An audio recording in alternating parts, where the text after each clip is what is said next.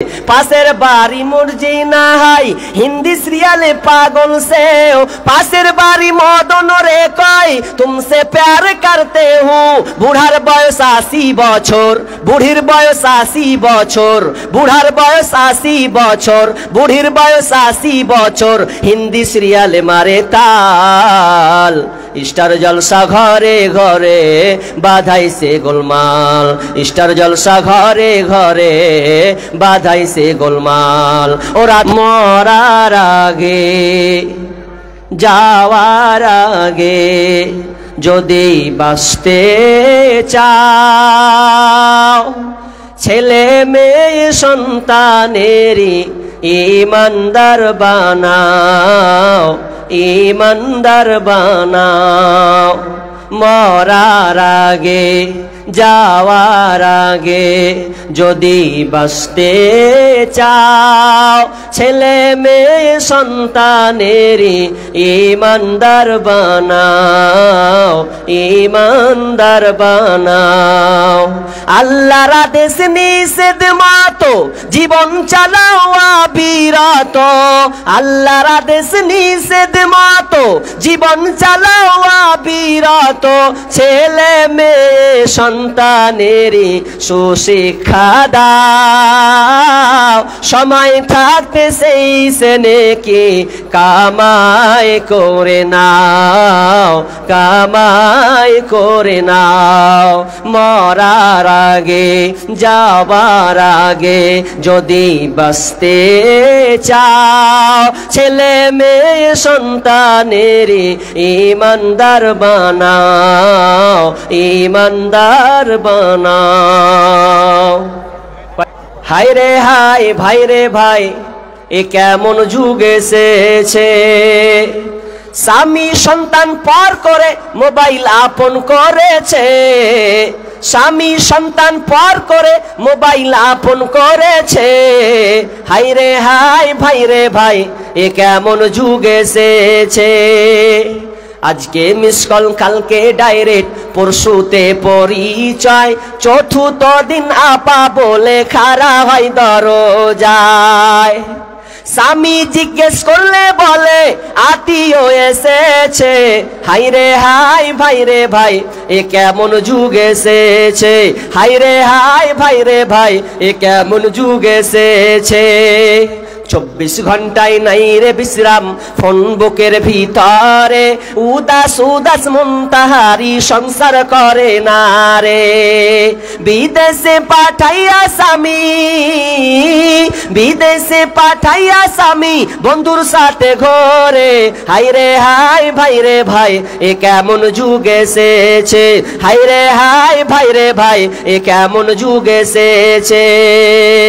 ঠিক মতো আহার জুটে না দামি ফোন তার হাতে। নগ্ন সিনেমার ফোন চ্যাট করে ঘুমায় অনেক রাতে। ঠিক মতো আহার জুটে না দামি ফোন তার হাতে। নগ্ন সিনেমার ফোন চ্যাট করে ঘুমায় অনেক রাতে। সময় থাকতে হয় রে বুড়ি সময় থাকতে হয় রে বুড়ি বলবো কার কাছে। হাই রে হাই ভাই রে ভাই এ কেমন যুগ এসেছে। এই মোবাইলে যোগাযোগ করে 3 সন্তান এরই মা। নতুন সংসার করব বলে হয়ে যায় দিবানা। ঠিক কিনা? এই মোবাইলে যোগাযোগ করে 3 সন্তানের ওই মা। নতুন সংসার করব বলে হয়ে যায় দিবানা।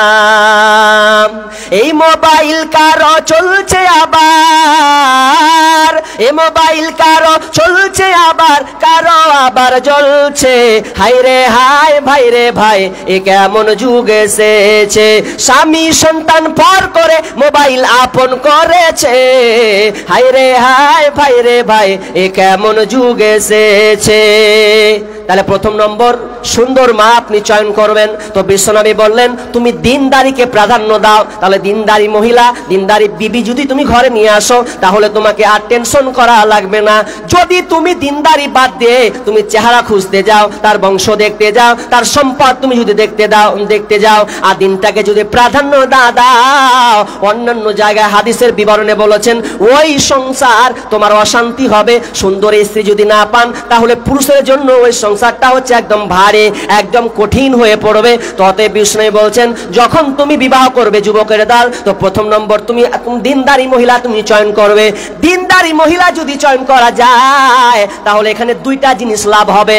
এক, তোমারও লাভ হলো, নাম্বার দুই, সন্তানের লাভ হলো, কারণ সে সুন্দর দিনদারি মা পেয়ে গেল। তাহলে প্রথম বিসমিল্লাহির রহমানির রহিম। ইয়া আইয়ুহাল্লাযীনা আমানু ইন্না মিন আজওয়াজিকুম ওয়া আওলাদিকুম ওয়া আদুওয়াল লাকুম ফাহযারুহুম।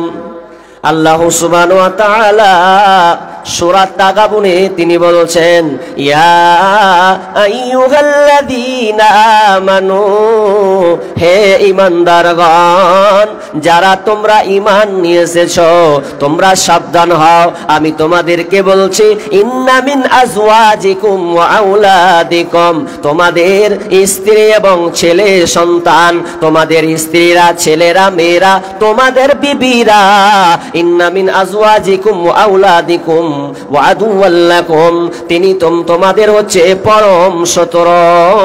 ফাহযারুহুম, অতএব তোমরা এখান থেকে সতর্ক অবলম্বন করো। আল্লাহ কি বললেন? সন্তান, ছেলে মেয়ে, বিবি, এগুলো তোমাদের শত্রু। এগুলো তোমাদের কে? শত্রু। সাবধান, এদের কাছ থেকে তোমাকে সাবধান অবলম্বন করতে হবে। এবার শত্রুটা কেমন হবে? শত্রুটা কেমন হবে হাদিসের ভাষাতে অনেক কথা উল্লেখ করা আছে, তবে আমি অত লম্বা দিকে যাব না। শুধু একটা এক্সাম্পল চার্ট আপনার কিনা হাদিসের উপমা আপনাকে দেব। যখন কিয়ামতের ময়দান হবে, যদি আপনার সন্তানকে আপনি সুশিক্ষা না গড়ে তোলেন, যদি আপনি তাকে হকপন্থী না বানান, ভালো পর্যায়ে না নিয়ে যান, যদি ওই সন্তান দুনিয়ার ব্যাপারে আওয়ারা হয়ে যায়, দুনিয়ার মোহে পড়ে যায়, আর ওই যদি সন্তান বিবি যদি জাহান্নাম যাওয়া লাগে, তো সে বলবে, সেই সন্তান আল্লাহকে অভিযোগ করবে, মাবুদ তুমি আমাকে জাহান্নামে দেওয়ার আগে আমার আব্বা পিতা সন্তানকে দেখাও। যতক্ষণ পর্যন্ত না দেখাবে ততক্ষণ পর্যন্ত জাহান্নামে যাব না। আগে দেখান, তাদের কারণে আজকে আমাকে জাহান্নাম যেতে হয়েছে। তো আমার আল্লাহ অনুসরণ করিয়ে দিচ্ছেন, এটা দুনিয়া এবং আখিরাত দুটার জন্য প্রযোজ্য। তিনি বলছেন তোমাদের স্ত্রী, ছেলে মেয়ে, সন্তান তোমাদের শত্রু হয়ে দাঁড়াবে, শত্রু হবে। এবার দেখেন আল্লাহ অন্য জায়গায় বলছেন আল মালু ওয়াল বানুনা জিনাতুল হায়াতিদ দুনিয়া, তোমাদের ছেলে মেয়ে, বিবি, আপনার কিনা মাল। আল মালু তোমাদের সম্পদ, এই তোমাদের সম্পদ। আল মালু আল বানুন, এই বানুনা বলতে মানে সন্তান সন্ততিদের বোঝানো হয়েছে, একটা পরিবারকে এখানে বোঝানো হয়েছে। তোমার মাল আর এই সন্তান সন্ততি, এটা হচ্ছে তোমাদের জন্য সৌন্দর্য। এখানে আল্লাহ এক জায়গায় বললেন তোমাদের শত্রু, এবার এখানে আল্লাহ বলছেন তোমাদের সম্পদ, মাল এবং সন্তান সন্ততি সৌন্দর্য। আপনার কিনা দুনিয়ার একটা সৌন্দর্য, তার মানে আপনি এই সন্তান আর সম্পদ পেয়ে আপনার জীবনটা ধন্য হয়ে যাবে। কেন শুনেলেন? যদি আল্লাহ আপনাকে সম্পদ না দেয় তাহলে আপনি আপনার জীবনকে চালাতে পারবেন না। সম্পদ লাগবে, তবে আপনি আপনার জীবনটাকে চালাতে পারবেন। দেখেন যাদের সম্পদ নাই তারা কত হাই হুতাশ করছে, আহারে আমার ধন নাই, সম্পদ নাই, টাকা নাই, তাহলে আমার জীবনটাকে আমি কিভাবে সুন্দর করে সাজাবো? এটা অসম্ভব হয়ে যাবে। তো সম্পদ লাগবে, তো আল্লাহ বলছেন এটা হচ্ছে তোমাদের জন্য সৌন্দর্য। এরপরে আল্লাহ বলছেন তোমাদের আপনার সন্তানটা হচ্ছে সৌন্দর্য। তার মানে যদি কোনো ভাই বিয়ে করার পর তার স্ত্রীর পেটে যদি সন্তান না পায় তাহলে সে তার মন ভালো থাকে না। আহারে আমি 5 বছর ধরে বিয়ে করলাম, এখন পর্যন্ত একটা সন্তানের মুখ দেখতে পেলাম না, তাহলে ওই ঘরটা কিন্তু ভবিষ্যৎ এনে দেবে না। কেমন বাজা বলবে, কুড়ে আটকুড়ে ঘর বলে তাকে সম্বোধন করবে। যতদিন যদি সন্তান না হয় তাহলে তার মনটা বেচৈন ঢুকে যাবে। তার মানে সন্তান থাকবে, এটা আপনার সৌন্দর্য। আপনার 7 বছর 8 বছরের সন্তান, 5 বছরের সন্তান যখন আপনাকে দেখবে তখন আপনার ওই সন্তানটা দৌড়ে আব্বু বলে আপনাকে ডাকবে, আর আপনি ওই সন্তানটাকে বুকে কোলে নিয়েবেন। আহারে সোনা মানিক, ওরে আমার ধন, ওরে আমার লাল, ওরে আমার কলিজার টুকরা। তখন আপনাকে এতই ভালো লাগবে। এই জন্য আমার আল্লাহ বলছেন এখানে তোমার ধন সম্পদ সন্তান সন্ততি হচ্ছে তোমাদের জন্য সৌন্দর্য। ঠিক আছে, সৌন্দর্য ভালো কথা। এবার আমার আল্লাহ আরেকটা আয়াত বলছে, ওয়ালামু আন্নামা আমওয়ালুকুম ওয়া আওলাদুকুম ফিতনা। আল্লাহ সুবহানাহু ওয়া তাআলা বলছেন এটাও জেনে নাও, তুমি যেমন জানছো তোমার ধন সম্পদ, তোমার সন্তান সন্ততি যেমন সৌন্দর্য, এটাও বান্দা তুমি জেনে নাও। ওয়ালামু আন্নামা আমওয়ালুকুম ওয়া আওলাদুকুম, তোমাদের ছেলে মেয়ে, তোমাদের সন্তান সন্ততি, এটা তোমাদের জন্য পরীক্ষা। আমি পরীক্ষা দেওয়ার জন্য এদেরকে আমি বানিয়েছি। মনে করো না সন্তান পেয়েছি বলে গর্ব করবে, না না না, এটা তোমাদের জন্য দুনিয়ায় পাঠিয়েছি পরীক্ষা করার জন্য। যদি পরীক্ষায় তুমি পাস করে নাও তাহলে তোমাদের জন্য পুরস্কার রয়েছে। 3টা আয়াত বললাম, একটা আয়াত বাকি থাকলো, তারপরে হাদিসে ঢুকে যাব। তবে সুন্দর করে বসে থাকেন, তা নাহলে মজা পাবেন না। তাহলে এক জায়গায় জানলাম সন্তান একটা সৌন্দর্য, ছেলে মেয়ে আর ধন সম্পদ। এক জায়গায় জানলাম এগুলো আমাদের জন্য কি পরীক্ষা। এগুলো আমাদের জন্য কি ভাই? পরীক্ষা। কথা বলার চেষ্টা করবেন, এগুলো হচ্ছে আমাদের জন্য কি ভাই? পরীক্ষা। আপনি মানে মাতোয়ারা হয়ে যায় না, আওয়ারা হয়ে যায় না যে ছেলে মেয়ে পেয়ে গর্ভ। জি না, গর্ভের পাশাপাশি আপনাকে গর্ভ করার পাশাপাশি আপনাকে টেনশন মনে মনে নিয়ে থাকতে হবে যদি আপনি সুশিক্ষা না দিতে পারেন। তো এখন বর্তমানে বলেন তো ভালো মানুষের সংখ্যা কম না বেশি? জি কম, 100% শিওর। একজন ছাত্র, একজন শিক্ষক একজন ছাত্রকে বলছে বল সারা পৃথিবীতে জনসংখ্যা কত? ও ছেলে উত্তর দিচ্ছে 750 কোটি। শিক্ষক বলছে ঠিক আছে। আবার ওকে প্রশ্ন করছে যে বল যে সারা পৃথিবীতে মানুষ সংখ্যা কত আছে? ও তার অত ভাবে নাই, মানুষ সংখ্যা বলেছে কত আছে, তখন আবার ও একই উত্তর দিচ্ছে 750 কোটি। মাস্টার বলছে তোর প্রথম অ্যান্সার ঠিক আছে, দ্বিতীয় অ্যান্সার ঠিক হয় নাই। প্রথম প্রশ্ন বলেছিলাম জনসংখ্যা কত, ঠিক ছিল। দ্বিতীয়তে বললাম মানুষ সংখ্যা কত, তুই বানিয়ে দিলি, মানে নির্দ্বিধায় দ্বিধায় বলছিস। এটা কখনো হতে পারে না, কারণ পৃথিবীতে মানুষের অভাব। কেন? কারণ আপনি একটা ছাগল বাঁধবেন, আপনি একটা গরু বাঁধবেন, তো গরু বাঁধতে গিয়ে আপনার টেনশন যে সন্ধ্যা হওয়ার পর লিয়ে পালিয়ে যাবে, কি লিয়ে পালিয়ে যাবে না? আগে কিন্তু লিয়ে পালাই না, কত বেঁধে রেখে দিয়েছে, একনাতে ওসরাতে জায়গা জায়গা বেঁধেছে, কোনো টেনশন ছিল না। এখন তালা মেরে দেওয়ার পরে ওর টেনশন যে না জানি তালা ভেঙে দিয়ে তো ঘর ঢুকবে। আছে কিনা ভাই? আছে, টেনশন। তার মানে আজকে আমাদের প্রকৃত মানুষ পাওয়া খুব কঠিন, মানুষ পাওয়া যাচ্ছে না। কোথায় পাবেন? মানুষ তৈরি করবেন তবে তো। মানুষ তো আর আম গাছ থেকে হবে না, জাম গাছ থেকে হবে না, মায়ের পেট থেকে আসবে। কিন্তু আজকে মানুষের সংখ্যা দিনের দিন হারে হারে কমছে। আগে মানুষ যদি কেউ চাকরি পেয়েছে তো দূর থেকে মানুষ দেখতে গেছে, চৌমুখের বেটা চাকরি পেয়েছে দেখে আসি।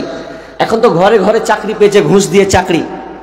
ঘুষ দিয়ে একটা ভালো ছেলে 12 বছর 15 বছর দিয়ে পড়াশোনা করে ওর চাকরি মিলে নাই, কিন্তু এর বাপের টাকা আছে কোটি কোটি টাকা, ওই 10-20 লাখ 50 লাখ টাকা ঘুষ দিয়ে চাকরি নিয়ে নিল।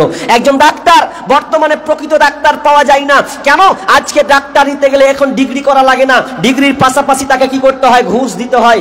ঘুষ নিয়ে সে নাম্বার নিয়ে MBBS পাস করে নিল, সে এখন ডাক্তার হয়ে গেছে। প্রকৃত ডাক্তার পাওয়া যায় না। পাবেন কি করে? প্রকৃত মানুষই তো নেই।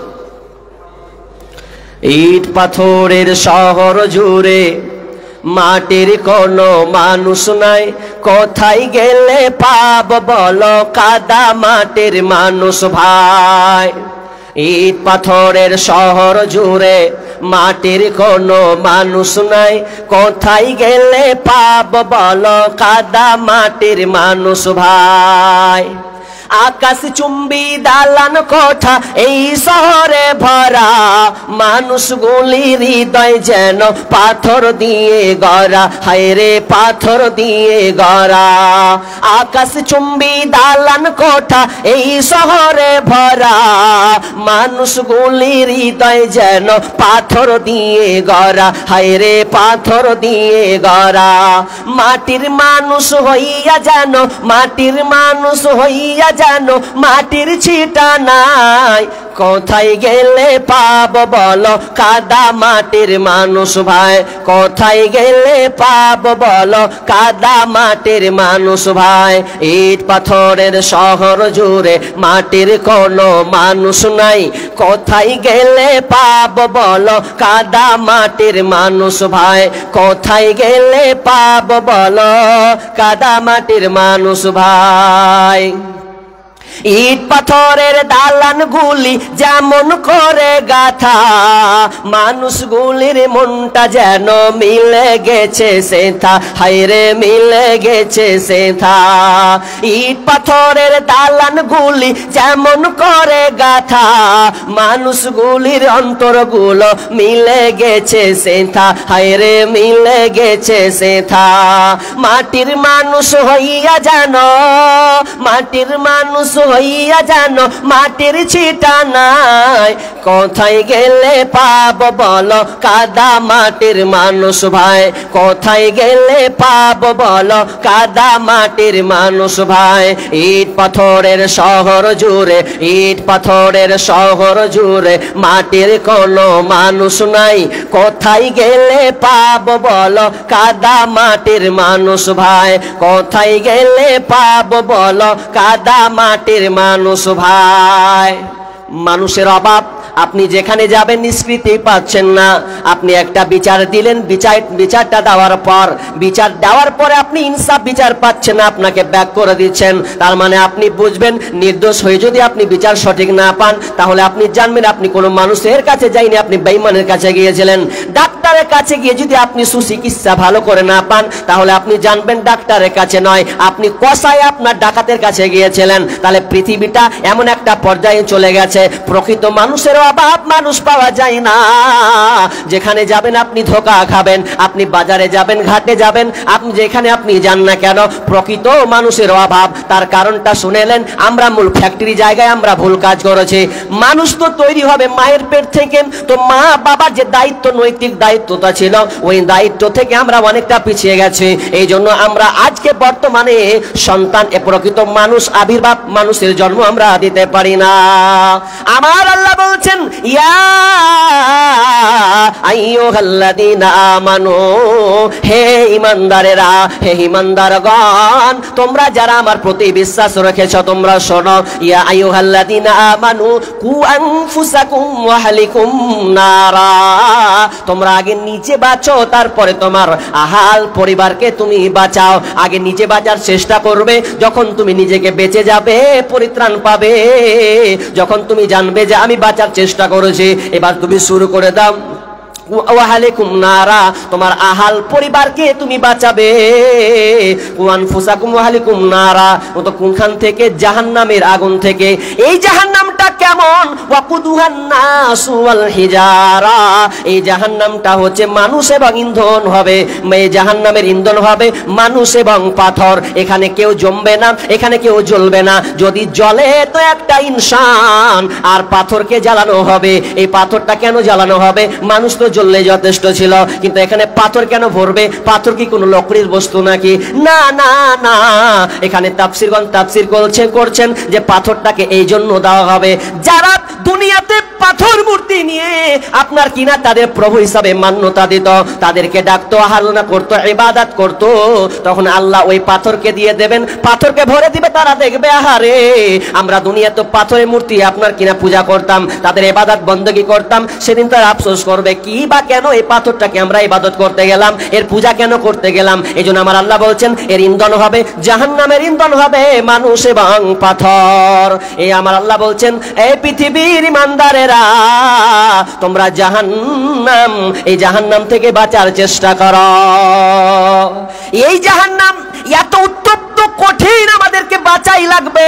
যখন আল্লাহ রাসূল শাবে মিরাজ করছেন, এই মিরাজকে কেন্দ্র করে আপনার কি নাম তাফসীর ইবনে কাসিরে বিশাল লম্বা তিনি ঘটনা টেনে নিয়েছেন। এই আপনার কিনা শাবে মিরাজকে কেন্দ্র করে যখন বিশ্বনবী শাবে মিরাজ করছেন, আসমানে যখন তিনি যাচ্ছেন, তো যেতে যেতে যেতে যেতে সবার সঙ্গে মুসাফা সালাম করছেন, কথোপকথন করছে। তো হঠাৎ করে একজন সাহাবী তিনি একজন ফেরেশতা তিনি দেখতে পেলেন। সেই ফেরেশতার নাম হচ্ছে মালিক ফেরেশতা। তো তিনি বুঝতে পারলেন না, তিনি চলে গেলেন। আবার রিটার্ন আসার পর লোকটাকে ওই হালাতে দেখতে রয়েছে।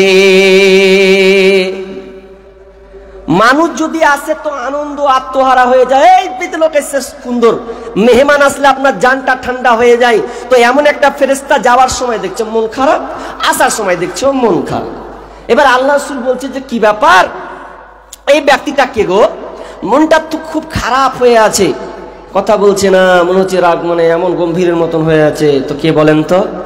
এবার পাশে ফেরেশতারা বলছেন, ইয়া রাসূলুল্লাহ, এই ফেরেশতাটা এমন একজন ফেরেশতা, সে একদিন হাসতো, কথা বলতো, আনন্দ করত, কিন্তু যখন আল্লাহ তাকে জাহান্নামের দায়িত্ব দিয়ে দিয়েছেন, আল্লাহ বলছেন মালিক রে, তোমাকে আমি জাহান্নামের দারওয়ান বানালাম, তুমি আজ থেকে দানওয়ারের পাহাড়দার, জাহান্নামের তুমি দেখভাল করবে, এই দায়িত্বটা তোমাকে দিলাম, লাও তোমাকে আমি চাবিটা দিয়ে দিলাম। যেই দিন থেকে এই জাহান্নামের আপনার দায়িত্ব যখন পেয়েছে, সেদিন থেকে মালিকের মুখে হাসি নাই। সে মনে মনে বলে, আরে এখানে মানুষ কিভাবে জ্বলবে, এই জাহান্নামে দাও দাও করে তো জ্বলতে পারবে না, এটা তো কঠিন একটা জায়গা, এই জায়গা তো থাকার কথা নয়। এ নিয়ে তার টেনশন শুরু হয়ে গেছে যে মানুষ এখানে কি করে থাকবে। শুধু তাই নয়, জাহান্নামীদেরকে বলবে, ওরে জাহান্নামীরা, তোমাদের সামনে কি সূরা জুমারে আল্লাহ তাআলা এই আয়াতগুলো তুলে ধরেছেন। ওই মালিক ফেরেশতা জাহান্নামীদেরকে জিজ্ঞাসা করবে, ওই মালিক ফেরেশতা, ওয়াসিকাল্লাযীনা কাফারু ইলা জাহান্নামা যুমারা হাত্তা ইযা জাউহা ওয়া ফুতিহাত আবওয়াবুহা ওয়া ক্বালা লাহুম খাযানাতুহা আলাম ইয়াতিকুম রাসূলুম মিনকুম ইয়াতলুনা আলাইকুম আয়াতি রাব্বিকুম লিয়ুযিরুনাকুম লিকাআ ইয়াউমিকুম হাযা। মালিক ফেরেশতা বলবেন, যখন জাহান্নামীদেরকে হাকাতে উম্মরপুর গরু হাটের মতন গরুগুলোকে মারতে মারতে যেমন করে নিয়ে যায়, হাকাতে যেমন করে নিয়ে যায়, ওই রকম জাহান্নামীদেরকে নিয়ে যাওয়া হবে। যখন জাহান্নামের দরজায় এসে দাঁড়াবে, ওয়াকালা লাহুম খাজানাতুহা, এবং তাদেরকে যখন জাহান্নামের দারওয়ানের সামনে, গেটের সামনে আনা হবে, তাদেরকে জিজ্ঞাসা করা হবে, তোমাদের কাছে কি কোনো নবী যায়নি রে? তোমাদের কাছে কি এমন কোন আয়াত শুনিয়ে দেওয়া হয়নি? এই জায়গার ব্যাপারে তারা আফসোস করবে আর বলবে, হ্যাঁ আমাদেরকে বলা হয়েছিল, কিন্তু আমরা শুনি নাই, আমরা এটিকে ঠাট্টা আর কি মস্করা মনে করেছিলাম, এই জন্য আজকে আমাদের হালাত। তো এই আপনার কিনা মালিক ফেরেশতা এই দৃশ্য দেখে তাদেরকে জিজ্ঞাসা করবে, তোমরা এখানে কিভাবে থাকবে, এটা তো থাকার কথা নয়। তাহলে একজন মালিক ফেরেশতা যে কোনো দিন জাহান্নামে যাবে না, ওই ফেরেশতা কোনো দিন জাহান্নামে যাবে না, তো তাদের কেন এত টেনশন? কারণ তারা দৃশ্যটা দেখতে পাচ্ছে, এর চাইতে দৃশ্য তো আর কোথাও নাই, জাহান্নামের জ্বলন্ত আগুনের দৃশ্য তো আর কোথাও বিকল্প নাই। তো এখানে মানুষ জাহান্নামে কি করে জ্বলবে, এজন্য সে টেনশনে মন খারাপ হয়ে আছে। আর আদম সন্তান দুনিয়াতে আওয়ারা করে জিন্দেগি পার করছে, অথচ তাকে জাহান্নামে যাওয়া লাগবে, এর ব্যাপারে কোনো টেনশন নাই। ফেরেশতা জাহান্নামে যাবে না, তবু আর টেনশন শুরু হয়ে গেছে, আল্লাহ এখানে কি করে মানুষ থাকবে। আর মানুষ জাহান্নামে যাবে, জিনেরা জাহান্নামে যাবে, কিন্তু এ নিয়ে আমাদের কোনো টেনশন না। কিন্তু আল্লাহ স্মরণ করে দিচ্ছে, হে ঈমানদার, কুয়াং ফুসাকুম, নিজে বাঁচো, ওয়াহালিকুম নারা, এবং তোমার পরিবার, আহাল পরিবারকে তুমি জাহান্নামের আগুন থেকে বাঁচাও।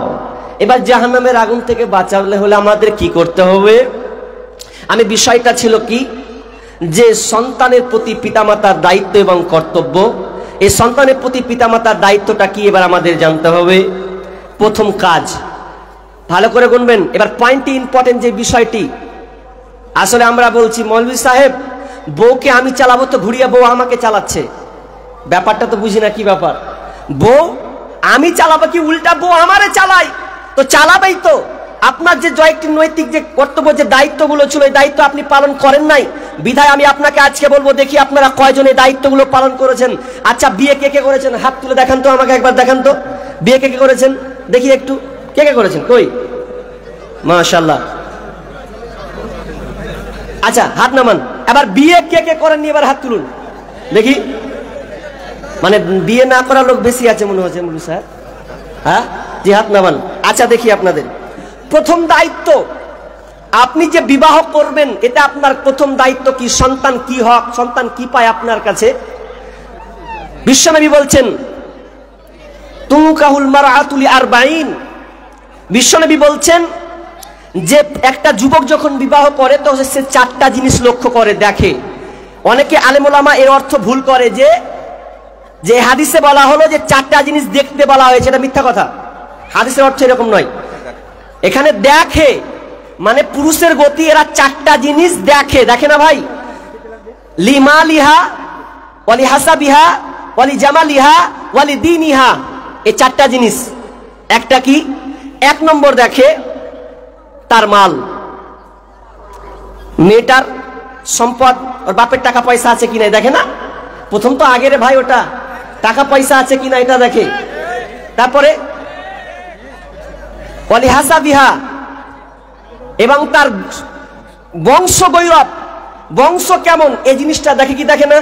দেখে যে কেমন বংশ আছে। ওয়ালি জামালিহা, এবং মেয়েটার সৌন্দর্য, চেহারা দেখতে কত সুন্দরী এটা দেখে।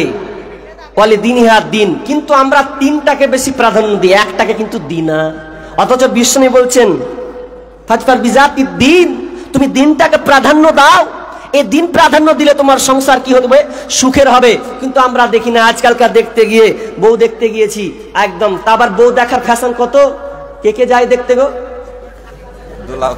হাই আল্লাহ, একটা মেয়েকে দেখার জন্য 7 বৈঠক করা লাগে, 10 বৈঠক করা লাগে। একটা মেয়েকে 10 বার 7 বার পর্যন্ত দেখে।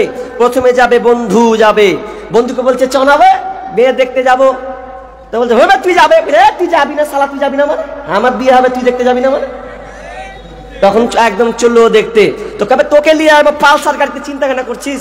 তুই উচ্চাখানে চাপবি, আমি নিচে থাকবো। পালসার গাড়ি তো গুন্ডা, ওতে নিয়ে যাবে। ওখান থেকে নিয়ে চলে গেল, দিয়ে আবার এক অপরকে কি করছে? বন্ধু আছে, চাচা আছে, বাপ আছে, আর বোনু আছে, আর শালা আছে, সবাই নিয়ে একটা মেয়েকে দেখছে, এক অপরকে প্রশ্ন করছে। দেখেন কেমন প্রশ্ন বলছে, কার কি প্রশ্ন করবি? প্রথমে প্রশ্ন করছে যে তুমি কোন ক্লাসে পড়ো? তো ধরো 9 বা 10-এ পড়ি। আচ্ছা মাস, খুব ভালো। আগে কিন্তু খুব জিজ্ঞাসা করতো সূরা ফাতিহা পারো কিনা, নাস পারো কিনা, সূরা কাফেরুন পারো কিনা। তো এখন আর ওটা অত প্রশ্ন করে না, প্রশ্ন করে বিড়ি বাঁধতে জানো? করে না? কতটি বিড়ি বাঁধবে? বিড়ি বাঁধতে জানো? হ্যাঁ জানি বিড়ি বাঁধতে। এবার কতটি বিড়ি বাঁধবে? ঘন্টায় কতটি পারো? 250 না 300টা। তাহলে বিড়ি বাঁধাটা দেখছে, আর প্রশ্ন করলো না তুমি কোরআন জানো কিনা। আসলে দুঃখ কোথায় জানেন? মানুষ যখন দেখবেন অনেক সময়, আচ্ছা গরুর মাংস কে কে কিনেছেন নিজের হাতে? হাত তুলেন তো। নিজের হাতে, নিজের হাতে। আচ্ছা অনেকে গরুর মাংস কিনতে গিয়ে আপনি কি বলেন? এই হাড্ডি দিবি না, সাবধানে, সব ভালো ভালো গোশ দিবি, বলি না আমরা? বলি তো। আর বাড়ি এসে বিবি যখন থালা ধুকে, দোকানে হাড্ডি দিতে পারিস না, তখন ও হাড্ডি খুঁজছে। ও বাবু দোকানওয়ালাকে বলে দিয়েছে যে গোশ ভালো দে, আর এখন বলছে যে হাড্ডি নাই, হাড্ডি দে। তার মানে তুমি ওই জলসার মার্কেটে ঘুরান বেটি ছেলেটি যেটি মডার্ন, সেই মাল কটাকে তুমি বেছে করে স্ত্রীপে নিয়ে এসেছো, তো বলছে তোর ব্যবহার খারাপ, তুই চলতে পারিস না ঠিক মতন। ওই গোস্তের মতনই হলো। তো আপনি চয়ন করেননি, আপনাকে চয়ন করতে হবে দিনদারি মহিলা, যার মধ্যে দিন আছে। সেই দিনদারি মহিলাকে যদি আপনি বিবাহ করেন তাহলে আপনার সংসারটা সুখের হবে। ভালো ফ্যাক্টরি থেকে ভালো সন্তান পৃথিবীতে আসবে, নচেত অসম্ভব একজন ভালো সন্তান হতে পারে। কেন? কারণ স্ত্রী পাল্টানো যায়, আপনার বউ পাল্টানো যায়, কিন্তু মা পাল্টানো যাবে না। আপনি চয়ন করেছেন সুন্দরী একজন মহিলা, দেখলেন যে আমার সুন্দরী মহিলা দরকার, কিন্তু আপনার সন্তান, যে সন্তানটা পৃথিবীতে আসবে, ও তো কার দরকার? সুন্দর মায়ের দরকার নয়? তাহলে সেই সন্তানটার কথা তো আপনাকে ভাবতে হবে। কারণ আজকালকার আমরা চয়ন করছি না, নির্বাচন করছি না, দিনদার মহিলাকে আমরা আজকে প্রাধান্য দিই না। কারণ আমরা দেখছি মাস্টার পাস ম্যাডাম, সে আপনার কিনা কতটুকু সে উচ্চ শিক্ষিত হয়েছে, এটা নিয়ে আমরা আজকে আত্মরাহ হয়েছি। এই জন্য সংসারে বেশিরভাগ ক্ষেত্রে দেখবেন আপনি পেপার পত্রিকা, আপনি নিউজ খুলুন, আজকে তালাকগুলো কেন হয়? তালাক এই জন্য হয়, মেয়েটা বেশি শিক্ষিত আছে, না হয় ওই মেয়ে দিন সম্পর্কে তার জ্ঞান নাই। এই জন্য স্বামীর উপরে চড়াও হয়ে আজকে তারা কি করছে? স্বামীর মুখে লাথি মেরে দিয়ে সংসারকে টুকরো করে চলে যাচ্ছে, নিজে আওয়ারা জীবনযাপন করছে। সন্তানের কথা একটু ভাবলো না যে আমি না হয় অন্যের হাত ধরে চলে যাব, তাহলে আমার সন্তানের কি হবে, এই মেয়েটা ভাবলো না। তার মূল কারণ কি? মোবাইল। তার মূল কারণ কি? মোবাইল নয়? এই মোবাইল থাকার কারণে আজকে এরকম হয়েছে। আমি গজলটা প্রায় জায়গাতে বলেছি, তো বাস্তবতা বলে আমি বলেছি। কারণ আজকালকার 3 সন্তানের মাও পালায় না? পালাই তো, অবশ্যই পালাই। হাই রে হাই, ভাই রে ভাই, এ কেমন যুগ এসেছে, স্বামী সন্তান পর করে মোবাইল আপন করেছে, স্বামী সন্তান পর করে মোবাইল আপন করেছে। হাই রে হাই, ভাই রে ভাই, এ কেমন যুগ এসেছে, আজকে মিস কল, কালকে ডাইরেক্ট, পরশুতে পরিচয়, চতুর্থ দিন আপা বলে খাড়া হয় দরজায়। স্বামী জিজ্ঞেস করলে বলে আত্মীয় এসেছে।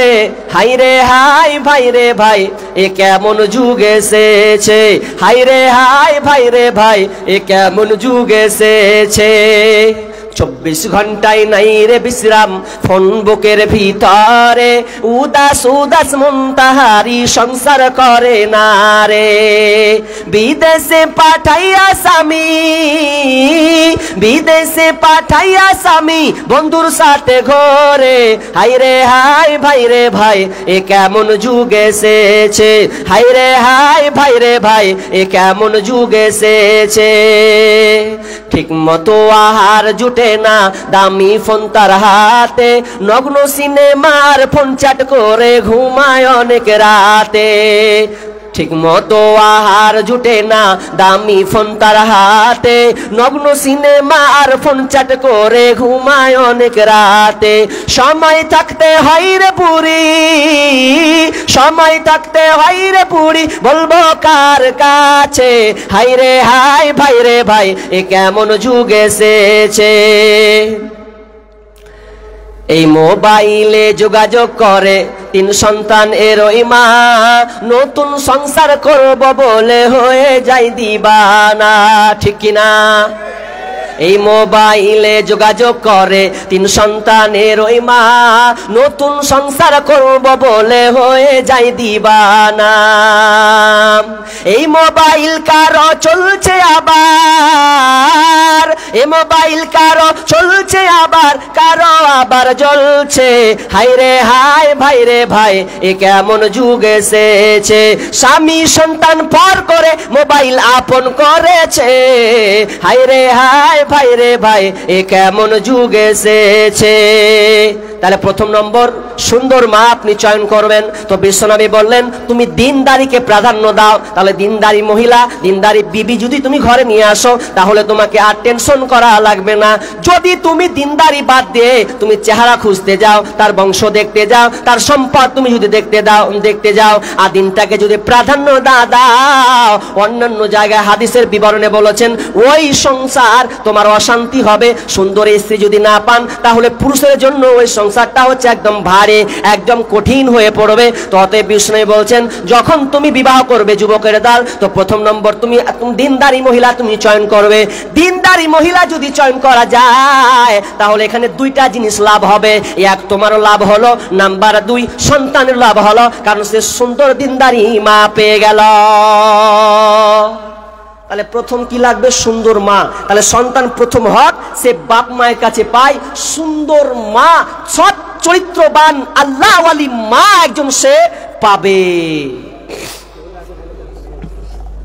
ডাক্তারেরা বলে না স্বাস্থ্য কয় প্রকার? স্বাস্থ্য দুই প্রকার, একটা শারীরিক স্বাস্থ্য, একটা মানসিক স্বাস্থ্য।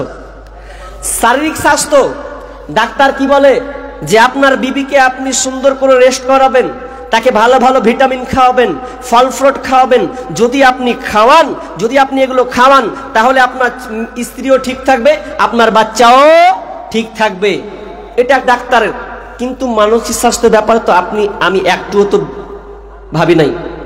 মানসিক স্বাস্থ্য বিজ্ঞানীরা স্বাস্থ্যকে দুই ভাগে ভাগ করেছেন, এক শারীরিক স্বাস্থ্য, একটা হচ্ছে মানসিক স্বাস্থ্য। শারীরিক স্বাস্থ্য আপনি যেমন খাবেন সেরকম সুন্দর থাকবে, ডাক্তাররা তাই বলে, ভালো ভালো ভিটামিন আপনার স্ত্রীকে লিখে দেয়। পাশাপাশি মানসিক স্বাস্থ্য হচ্ছে এটাই যে আপনার স্ত্রী যদি ভালো হয়, কোরআন পড়নেওয়ালা হয়, যদি সে দৈনন্দিন কোরআন তেলাওয়াত করে, 5 ওয়াক্ত নামাজ পড়ে আদায় করে, তাহলে ওই প্রভাবটা বাচ্চার উপরে পড়বে কি পড়বে না? পড়বে। যদি মা যেমন নামাজ পড়বে সেমনই হবে, তেমনই ইমানদার তৈরি হবে। কিন্তু দুঃখজনক হলেও আজকে আমরা দুর্ভাগ্য, আপনাদের এদিককার মেয়ে কেমন আমরা জানি না, তো আমাদের ওই দিককার মেয়ে প্যাটে ছেড়ে নিয়ে ঝগড়া করছে গো। আজীব জ্বালা। ও যে আনলোড হয়ে আছে, ওকে যে ভাবতে হবে এটা নেই, মারপিট লেগেছে মানে ও কোমর বেঁধে দিল, বেরিয়ে পড়লো। তো ও যে যত ওই মানসিক স্বাস্থ্য, ও যে ঝগড়া করছে, গালি দিচ্ছে, এইভাবে প্রতারণা করছে, মুখ দিয়ে একদম বাজে বাজে তার ভাষা বের করছে, সন্তানের উপরে প্রভাবটা পড়বেই। মা যেমন হবে সন্তান ওই রকমই মায়ের পেট থেকে তৈরি হবে আর পৃথিবীতে আসবে। আপনি গাল দিবেন তো বাচ্চা দুদিন পর বের হয়ে পড়বে শালা বলেই বের হবে। কারণ আপনার যেমন সৎ চরিত্র, আপনার ছেলে ওই আপনার মেয়ের ওই প্রভাবটা পড়বে। আশ্চর্য লাগে, আজকালকার মা বাপ কোরআন ছেড়ে দিয়েছে। কোরআন যদি পড়তো তাহলে সন্তানটা, আমি আগে বলেছি সন্তানের প্রকৃত মানুষের অভাব, তার কারণ আমাদের কারণেই আমরা আজকে পেটে সন্তান নিয়ে আমরা কোরআন পড়তে পারি না, 5 ওয়াক্ত নামাজ পড়তে পারি না। কিন্তু সিরিয়াল দেখার দিকে 1 নম্বর, 1 নম্বর নয়, ভালো 1 নম্বর। মানে কি ও আমাদের, আপনারা কি বলেন না, আমরা আমাদের দিকে ফের কাজা আদায় করে। কাজা, নামাজ কাজা লয় রে ভাই, সিরিয়াল কাজা। মানে রাত্রে ছুটে গেছে কোনো কারণে, সকাল হবে তো সকালে ওই কাজা আদায় করে, যতক্ষণ পর্যন্ত কাজা আদায় না হবে ততক্ষণ কাজ পড়েই থাক, টেনশন নাই। আপনি বলতে যাবেন তো বাটাম দেবে, কিচ্ছু করার নাই। আপনি চাইতে গেলেও পাবেন না, কারণ আপনি ভুল করেছেন কি, টিভি দিয়ে। আর টিভি দেখছে মা, যেটাই দেখছে সেটাই বাচ্চার উপরে প্রভাব। বাচ্চাকেও মোবাইল, আপনার হাতেও, স্ত্রীর হাতেও কি মোবাইল, এবং প্লাস টিভি দেওয়া হয়েছে। টিভি দেখে কি দেখে? স্টার জলসা আর জি বাংলা ধ্বংস করলো আমার সোনার বাংলা। শুনি যুবক যুবতীর মুখে মুখে, বুঝে না সে তো বুঝে না রে গান, পড়ে না কোরআন ওরা, পড়ে না কোরআন, পড়ে না কোরআন ওরা, পড়ে না কোরআন। স্টার জলসা আর জি বাংলা ধ্বংস করলো আমার সোনার বাংলা। শুনি যুবক যুবতীর মুখে মুখে, বুঝে না সে তো বুঝে না রে গান, পড়ে না কোরআন ওরা, পড়ে না কোরআন, পড়ে না কোরআন ওরা, পড়ে না কোরআন। পড়েছে তারা ইংলিশ মিডিয়ামে, তাই বাপকে ডাকে ড্যাডি নামে। আব্বা বাপু আল্লাই, তারা পড়েছে আজ ইংলিশ মিডিয়ামে, তাই বাপকে ডাকে আবার ড্যাডি নামে। সরি সরি বললে কি আর, সরি সরি বললে কি আর, কবরেতে পাবে আসান। পড়ে না কোরআন ওরা, পড়ে না কোরআন, পড়ে না কোরআন ওরা, পড়ে না কোরআন। ইষ্টি কুটুম আর জলনুপুর, ঝগড়া ঝাঁটি সে তাই সকাল দুপুর। আমি দেখিনি, আমি শুনে বলছি কিন্তু এটা। ইষ্টি কুটুম আর জলনুপুর, ঝগড়া ঝাঁটি সে তাই সকাল দুপুর। টাপুর টুপুর গেল জল নুপুর এলো, পাখি দেখে ফাঁকি দিল মরে কত জান। পড়ে না কোরআন ওরা, পড়ে না কোরআন, পড়ে না কোরআন ওরা, পড়ে না কোরআন। ওরা ধর্ম কর্ম ছাড়তে পারে, ওরা নামাজ রোজা ছাড়তে পারে, ছাড়বে না হিন্দি সিরিয়াল। স্টার জলসা ঘরে ঘরে বাধাইছে গোলমাল, স্টার জলসা ঘরে ঘরে বাধাইছে গোলমাল। পাশের মেয়ে মর্জিনা হাই হিন্দি সিরিয়ালে পাগল সে, পাশের বাড়ি মদন রে কয় তুমসে প্যার করতে হুঁ। কোনদিন স্কুল যায় না, হিন্দি বুঝে না, তো কয়েকটা সিরিয়ালও দেখে নিয়েছে, তো ওটাই হয়ে গেছে। পাশের বাড়ি মর্জিনা হাই হিন্দি সিরিয়ালে পাগল সে, পাশের বাড়ি মদন রে কয় তুমসে প্যার করতে হুঁ। বুড়ার বয়স 80 বছর, বুড়ির বয়স 80 বছর, বুড়ার বয়স 80 বছর, বুড়ির বয়স 80 বছর, হিন্দি সিরিয়ালে মারে তাল। স্টার জলসা ঘরে ঘরে বাধাইছে গোলমাল, স্টার জলসা ঘরে ঘরে বাধাইছে গোলমাল। ওরা ধর্ম কর্ম ছাড়তে পারে, ছাড়বে না হিন্দি সিরিয়াল। স্টার জলসা ঘরে ঘরে বাধাইছে গোলমাল। আর সিরিয়াল দেখানো যাবে? যদি দেখান তাহলে আপনার কপাল খারাপ আছে। আজ থেকে আপনাকে প্রত্যাখ্যান করতে হবে, আজ থেকে প্রতিজ্ঞাবদ্ধ হতে হবে, টিভিকে চুরমার করে ঘর থেকে বের করে দিতে হবে। আরে ভালোর দিক থেকে তো ক্ষতির দিকটা বেশি, যেখানে ক্ষতির দিক বেশি সেই টিভিটা আপনি ঘরে রাখবেন কেন, রাখেন না কেন? আপনি একজন বিদেশি লোক হয়ে, আপনি একজন মিস্ত্রি হয়ে, আপনি লেবার হয়ে, আপনি আপনার স্ত্রীকে আপনি যদি টিভি লাগিয়ে দেন, তার পাল্লাই পরে যদি আপনি দেন, তাহলে আপনার সংসার ছারখার হবে, এ কোনো সন্দেহ নাই। আপনাকে চ্যালেঞ্জ করলাম। অতএব আপনার প্রথম নৈতিক দায়িত্ব হচ্ছে ভালো বিবি চয়ন করা। আপনি বিবি নির্বাচন করবেন দিনদারি, দিনদারি নির্বাচন করলে একজন সন্তানও ভালো দিনদারি মা পেয়ে যাবে। 1 নম্বর, কারণ মা হচ্ছে সবচাইতে শ্রেষ্ঠ। মায়ের হাতে গড়বে মানুষ, মায়ের হাতে গড়বে মানুষ। মা যদি সত্য হয়, মাই হচ্ছে এ জগতের প্রকৃত বিশ্ববিদ্যালয়। মাই পারবে একজন সন্তানকে সুন্দরভাবে গঠিত করতে। কেন?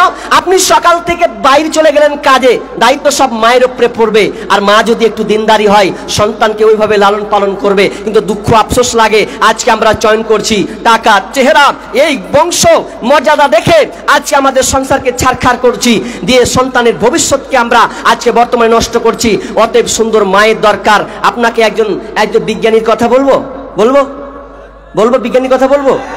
ওই বিজ্ঞানী যার নাম হচ্ছে টমাস আলভা এডিসন, সেই বিজ্ঞানীর আবিষ্কার আপনি কি নেবেন? আমার যে শব্দ, এটা কার আবিষ্কার? তার। আপনি বাল্ব পাচ্ছেন, কার আবিষ্কার? টমাস আলভা এডিসন, তারই আবিষ্কার।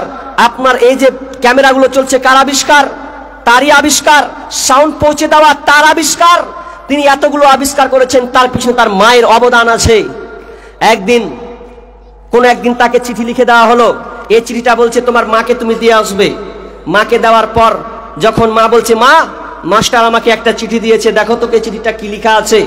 মা ওই চিঠিটা খুলে দেখছে।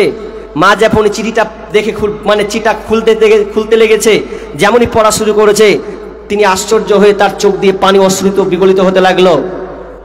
আলভা এডিসন বলছে, মা তুমি কাঁদছো কেন? কেন তুমি কাঁদছো বলো মা? বলছে বেটা, আমি কাঁদছি আনন্দে, আমি আনন্দে কাঁদছি। কি আছে দেখ, পড়বো বেটা, পড়ো। কি আছে? বলছে তোমার সন্তান হচ্ছে একজন জিনিয়াস। এই সন্তান এত ভালো, এত জ্ঞানী যে আমাদের স্কুলে পড়ার তার যোগ্যতা রাখে না। সে ভালো পর্যায়ে, ভালো স্কুলে তাকে দিতে হবে, ভালো স্কুলে তাকে পড়াতে হবে। আমাদের এই ছোটখাটো স্কুলে তার পড়িয়ে কোনো লাভ হবে না, তো তাকে একটা ভালো পর্যায়ে নিয়ে যাওয়া হোক। এই বলে মা উল্টা করে, চিঠি আছে এক, পড়ছে উল্টা ভাবে পড়তে পড়তে পড়তে চিঠিটাকে রেখে দিয়ে মা বলছে, আমি আমার সন্তানকে নিজের হাতে গড়ে তুলব। সেই মাকে এত বড় করে তাকে লালন পালন করে সেই মা সেই সন্তানকে টমাস আলভা এডিসন অর্থাৎ সারা পৃথিবী জুড়ে একজন বিজ্ঞানী, নাম করা বিজ্ঞানী তিনি তৈরি করে গেলেন। সেই মা পৃথিবী ছেড়ে চলে গেছেন, মা আর বেঁচে নাই। হঠাৎ একদিন টমাস আলভা এডিসন বলছে, আমি মায়ের ছোট্ট ঘরে যাই, ওই ঘরে গিয়ে আমি দেখি একটু ঘরটা পরিষ্কার করা যায় কিনা। এই বলে টমাস তিনি ঘরে ঢুকছেন, ঢুকার পর ঘরকে পরিষ্কার করছেন। পরিষ্কার করতে করতে ওই মায়ের সেই চিঠিটা পেয়েছেন। তখন তো বাচ্চা পড়তে জানে নাই, ছোট অবস্থায় ছিল। হঠাৎ করে তার চিঠি হাতে এলো, হাতে আসার পর এবার পড়ছে। কি পড়ছে জানেন? মা কিন্তু বাক্য সেন্টেন্সকে উল্টে দিয়েছিল। সেখানে লেখা আছে, তোমার সন্তান হচ্ছে মেন্টালিটি পাগল, সে ভালো সন্তান নয়। তোমার সন্তানকে আমরা পড়াতে পারবো না, আমাদের স্কুলে অসম্মান হচ্ছে, শিক্ষকরা এতে সন্তুষ্ট নয়, তোমার ছেলে মেন্টালিটি পাগল, এই কারণে আমরা আপনার সন্তানকে আমরা বহিষ্কার করতে বাধ্য হলাম। টমাস আলভা এডিসন চোখ দিয়ে পানি বের হতে লাগলো। হাই রে মা, যেই মাকে চিঠি লিখেছিল আমার ব্যাপারে, মেন্টালিটির ব্যাপারে, সেই মা আমাকে উল্টে শুনিয়ে দিল যে আমার সন্তান একদিন হবে জিনিয়াস, সে সারা পৃথিবীর ওয়ার্ল্ডে একজন বিজ্ঞানী হবে। মা দেখিয়ে দিয়েছিলেন যে আমার সন্তান সারা পৃথিবীটা কি একজন এমন একটা বিজ্ঞানী তৈরি হবে যে সারা পৃথিবীকে তোলপাড় করে দেবেন। আজকে সেই টমাস আলভা এডিসনের বিনিময়ে আজকে আমরা এতগুলো তার নিদর্শন, এতগুলো তার আবিষ্কার আমরা পাচ্ছি। তাহলে এটা কার অবদান? মায়ের অবদান। মায়ের কারণে আজকে আমরা যদি মা প্রকৃত মানুষ পাই, আমরা সেই বিজ্ঞানীর মতন আমরাও সন্তানদেরকে লালন পালন করতে হবে। তাহলে 1 নাম্বার কি বললাম? সুন্দর মা নির্বাচন করবেন। নাম্বার 2 নম্বর হচ্ছে আপনি বিবাহ করলেন, আমি একটু সংক্ষেপে বলার চেষ্টা করি। আপনি বিবাহ করলেন, বিবাহ করার পর আপনি এখন কি করবেন? আপনাকে দোয়া জানা লাগবে কি লাগবে না? তবে আফসোস লাগে মৌলভী সাহেব, যখন মসজিদে থাকি তখন বুড়া বাপজি 40 বছর 50 বছর হয়ে গেছে, জিজ্ঞাসা করি ভাই একটু বাসর ঘরে দোয়াটা বলেন তো মুখটা বলছে আর লজ্জা দিয়ে না। সন্তান বড় বড় হয়ে গেছে, বিয়ে হয়ে গেছে, বেটিদের বেটার বিয়ে দিয়ে গেছে, বৌমা চলেছে, এখন পর্যন্ত বাসর ঘরের দোয়াটা জানে না। তা আমি ওই জন্য বললাম, এখন তো বলবেন হবেই তো, আপনি যেমন বলছেন যে বউরে আমি চালাবো, তো উল্টা বউ আমারে চালাবে না কেন? আপনি যখন বিয়ে করে নিয়ে এসেছেন, বিয়ে করার পর মাথায় হাত রেখে চুল ধরে যে একটা দোয়া বলতে হয়, কে কয়জন বলেছেন? এখানে ভাই একজন আছেন, মাশাআল্লাহ। তো এই দোয়াটা আমরা প্রায় লোকই এটা জানি না। জানি আল্লাহুম্মা ইন্নী আসআলুকা খায়রা ওয়া খায়রা মা জাবালতা আলাইহি ওয়া আউযু বিকা মিন শাররিহা ওয়া শাররি মা জাবালতা আলাই। এই দোয়াটা আমরা কয়জন জানি? তবু একটা ছোট্ট একটা দোয়া, অথচ এই দোয়া আমরা মুখস্থ করি নাই। এরপরে আপনাকে কি করতে হবে? 2 রাকাত স্বামী স্ত্রী একসাথে সালাত আদায় করতে হবে, নফল সালাত আদায় করেছি, করেন নাই তো করবেন কি করে? আপনিও যে আপনার স্ত্রীও, তাই জন্য আমি আগে বলিনি, এবার আজকে 2 বার বলা হবে, আমার কথাটা ভিডিও রেকর্ড হবে। আজকে আসলে জেনার সেঞ্চুরি চলছে। আপনি তো আগে বিবাহ করেছেন, কত মেয়ের আপনি ইজ্জত নষ্ট করেছেন, পাননি কাউকে। তা আপনি 9 নম্বরে একটা মেয়েকে বিবাহ করেছেন, আপনি 8টাকে পছন্দ করেছেন দুনিয়াতে, দোয়া তো জীবনে কোনোদিন শিখে নাই, তো আপনি 9 নম্বর বিয়ে করে নিয়ে এসেছেন। তো আপনার বাপ বলছে বেটা তোর জন্য আমি বউ দেখেছি রে, তো বউ দেখেছো, তুমি ঠিক করে নিয়েছো? তুমি এত তাড়াতাড়ি ঠিক করলে আমি 8 বছর ধরে একটাও ঠিক করতে পারি না, ধরে আর ছুটে। তো বেচারি দোয়া বলবে কি, চুলে হাত দিয়ে দোয়া বলবে কি, ঘরে ঢুকেও শুরু করে দিয়েছে, আমি ঠকি নাই রে। স্ত্রী বলছে তুমি কিসে ঠকনি? এখন বাসর ঘর, সুন্দর কথা বলবো, 2টা কথা বলবো, হ্যাঁ আপনার দোয়া হবে, হ্যাঁ মানে তোমার জীবনী আমার জীবনী এক অপরকে আলোচনা করবো, তো তুমি শুরু করে দিলা আমি ঠকি নাই রে, তুমি আমার 9 নম্বর বিবি রে। তখন ই তো ভেদালে পড়ে গেছে, 9 নম্বর বিবি বলে তো দাঁড়া তোর, এবার আমি দেখছি। তখন ও শুরু করে দিয়েছে, আমি ঠকি নাই রে, ও তুমি আমার 10 নম্বর স্বামী রে। লে এবার ঠেলা, তখন দুজনে ভেজালে পড়ে গেছে যে আমি ঠকলাম, তো তুই ফের আর 10টা পাস করে নিয়ে এসেছিস। বাসর ঘরের দোয়া বলবে কি, অথচ ছোট্ট একটি দোয়া, বিসমিল্লাহি আল্লাহুম্মা জান্নিবনাশ শাইতানা ওয়া জান্নিবিশ শাইতানা মা রাযাকতানা, এই দোয়াটা আপনি করবেন। আপনি নিজেকে শয়তান থেকে বাঁচার চেষ্টা করবেন, এবং পৃথিবীতে যেটা ডেলিভারি হবে ওই সন্তানের জন্য আপনি শয়তানের কুমন্ত্রণা থেকে আপনি আশ্রয় চাইবেন আল্লাহর কাছে। এই দোয়া আপনার নাই, আপনি বাসর ঘর করেছেন, একদিনও আপনি দোয়া বলেন নাই, আর ওই সন্তান যদি পৃথিবীতে আসে, ওই সন্তান আপনার কথা শুনবে না। তা আপনি দোয়াটি তো মুখস্থ করেননি, কখন করবেন? তাহলে আপনাকে প্রথম বিবি নির্বাচন করতে হবে, তারপরে আপনার মেন টার্গেট। যারা এখনো বিবাহ করনি, তোমার এখনো সময় আছে, আর যারা বিয়ে করেছেন আল্লাহর কাছে তওবা করেন, ঝাঁটা খেতেই থাকেন, কিছু করার নেই। কিন্তু বাকি যারা এখনো বিবাহ করনি, এই 2টা জিনিস মুখস্থ করাই লাগবে। তারপরে কি সবচেয়ে আফসোস লাগে কি জানেন? যে বিয়ে করার পর, মিলন হওয়ার পর, যে বাসর ঘর হওয়ার মানে স্বামী স্ত্রী মিলন করার পর যে আমাদের ফরজ গোসল করতে হবে, এটা আস্তে আস্তে প্রায় বিলুপ্ত হয়ে গেছে। কেন বলে জানেন? আমার পরিবারে বা আমাদের পরিবেশে বা গ্রামে এত মেয়ে বিবাহ করলো আর এত ভাই বিবাহ করলো, ওকে সকালে একদিনও গোসল করতে দেখতে পাই না। গোসল কখন করলি তুই? হ্যাঁ, তো ও মনে মনে ভাবছে যে আমি গোসল করব তো লজ্জা লাগবে, মা দেখবে, আব্বা দেখবে, আব্বা আছে একটা কল, কত জ্বালা না, কত জ্বালা। তা আমি বলছি তুই কি জীবনে তুই স্ত্রীর কাছে সুতি সুতি লোক তাহলে কিভাবে রে? তুই ফেরেস্তা তোরা নাকি? বিছানায় যে ঘুমাস তোরা কি ফেরেস্তা? একদিনও কি তোদের সেরকম হয় না যে তোরা বলছিস যে মা বাপ জেনে নেবে, তো শুচ্ছি তখন লজ্জা লাগে না? একসাথে যে ঘুমাচ্ছি এতে তো লজ্জা করা দরকার ছিল। অথচ বিশ্বনবী বলছেন যে কেউ যদি 5টি কাজ করে, কেউ যদি 5টি কাজ করে সে ব্যক্তি জান্নাতে চলে যাবে। 5টি কাজ কি বলবো বলছেন, মানবেন তো? বলার দিকে তো খুব। 5টি আমল। এক, যেই ব্যক্তি প্রতিদিন 5 ওয়াক্ত সালাত রুকু সেজদা ঠিক মতন আদায় করবে, প্রতিদিন সঠিক মতন 5 ওয়াক্ত সালাতকে সে আদায় করবে, সে ব্যক্তি জান্নাতে যাবে। নাম্বার 2, যে ব্যক্তি রমজান মাসের রোজা পালন করবে। নাম্বার 3, যে ব্যক্তি যার অর্থ সম্পদ টাকা কড়ি পয়সা আছে সেই তার জাকাত দেওয়ার সামর্থ্য হলে সে জাকাত আদায় করবে।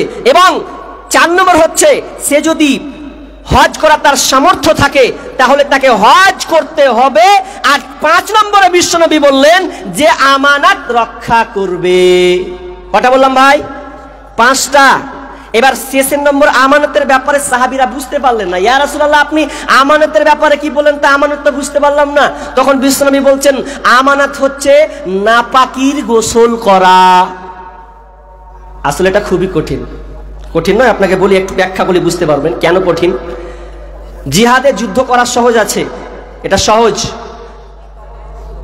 নামাজ পড়া সহজ, কিন্তু ফরজ গোসল করা খুব কঠিন কাজ। কেন বলছি? এই জন্য কঠিন কাজ যে আপনি এই যে ঠান্ডার মৌসুম চলছে, এই ঠান্ডা মৌসুমে যদি বাই চান্স বাথরুম টয়লেট এগুলো যদি ব্যবস্থাপনা না থাকে তোমার কপাল খারাপ। আর যারা পুকুরে গোসল করে ওদের তো আরোই চলবে না। কে 12টা 1টার সময় পুকুরে যাবে এ নিয়ে তার টেনশন শুয়ে, হারে কে দেখে ফেললে আমার সর্বনাশ হয়ে যাবে। নাপাকির গোসল করা এত কঠিন কাজ, অথচ বিশ্বনবী বলছেন কেউ যদি এটা করে দেয় তাহলে তার জন্য জান্নাত, সে জান্নাতে চলে যাবে। কিন্তু আমরা নাপাকির গোসল কয়জন করি না, লজ্জাবোধ মনে করছি। অনেক সময় স্বপ্ন দোষে লজ্জাবোধ করি, অনেক মায়ের অনেক বোনের পিরিয়ড হলে লজ্জাবোধ মনে করি যে আজকে আমার পিরিয়ড হয়েছে, এখন রাত্রে মাগরিবে হয়েছে, গোসল করব কি না হবে। মা জিজ্ঞাসা করতে মানে মায়ের কাছে হয়তো কেমন লাগবে, আব্বা আছে এটা কেমন লাগবে, এই টেনশন আপনার শুরু করে। অথচ এটা আপনার আমানত, এটা হচ্ছে আপনার আমানত। এই আমানত আপনাকে রক্ষা করতে হবে।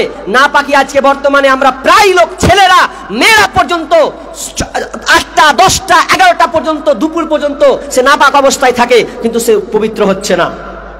আশ্চর্য লাগে। এগুলো আপনি কখন করবেন? তাহলে কি করলাম? ফরজ গোসল করা লাগবে। তারপরে নাম্বার 4 নাম্বার হচ্ছে যখন আপনি মিলন করলেন, মিলন করার পর আপনি আল্লাহকে বলবেন রব্বি হাবলি মিনাস সালিহিন, আল্লাহ তুমি আমাকে নেক সন্তান দান করো। আমরা সন্তান চাই, কিন্তু কি চাই? আল্লাহকে আমরা সন্তান দাও, কিন্তু কোনোদিন বলি ভালো সন্তান দাও? বলি না। না হয় বলি ছেলে দাও, না হয় মেয়ে দাও, কিন্তু কোনোদিন বলি না রব্বি হাবলি মিনাস সালিহিন, আল্লাহ তুমি আমাকে নেক সন্তান দান করো। এটা আমরা চাই না। বরং আজকের মানুষ বড় নিমহারাম, আল্লাহকে বাদ দিয়ে দোয়া করবে কি? তারা মাজারে চলে গেছে। মাজারে গিয়ে তারা বলছে, আজকালকার মেয়েদের তো বলাই যায় না, মেয়েরা মাজারে গিয়ে সন্তান চায় কি চাই না? আপনাদের এদিকে চাই না? না, আমাদের ওইদিকে চাই। আমি পরশুদিনকে একটা কথা শুনেছি, আপনার হেসে মরে যাবেন। কি কথা জানেন? মেয়েরাই বলছে, আর আমি ওখানে আছি, তোরা বলছে যে ন্যাংটা বাবার ওই লিঙ্গ ধুয়ে যে পানিটা বের হয় ওটা যদি খায় তাহলে আল্লাহকে সন্তান দেবে। বা সাংঘাতিক কথা। এটা মেয়েরা বলছিল। কি বলছে? যে ন্যাংটা বাবার লজ্জা স্থান ধুয়ে যদি ওই পানিটা খায়, যার সন্তান হয় না ওর সন্তান হয়ে যাবে। কত বড় নিমহারাম এ চলছে বর্তমানে। জায়গায় জায়গায় ফিতনা শুরু হচ্ছে। আর মাজারে কে কি বলছে? একটা সন্তান দে রে বাবা, মিন্নতি করি তোর দরবারে, একটা সন্তান দে রে বাবা, মিন্নত করি তোর দরবারে, যদি জিন্দা পাতা যদি মরা পাতা পরে গাউসের উপরে ছেলে হবে ঠিকই সেজে যাবে মরে। যদি জিন্দা পাতা যদি টাটকা পাতা পরে গাউসের উপরে ছেলে হবে রে বাবা যাবে বেঁচে। অথচ সন্তান দেওয়ার মালিক কে? আল্লাহ। আল্লাহ সন্তান দেয় আর আল্লাহকে বাদ দিয়ে তারা চলে গেছে মাজারে। অথচ আল্লাহ বলছেন লিল্লাহি মুলকুস সামাওয়াতি ওয়াল আরদ, আসমান জমিন তার রাজত্ব যিনি আছেন, তিনার হাতে যিনি রাজত্ব আছেন, সেই আল্লাহর কাছে আমাদের সন্তান চাইতে হবে।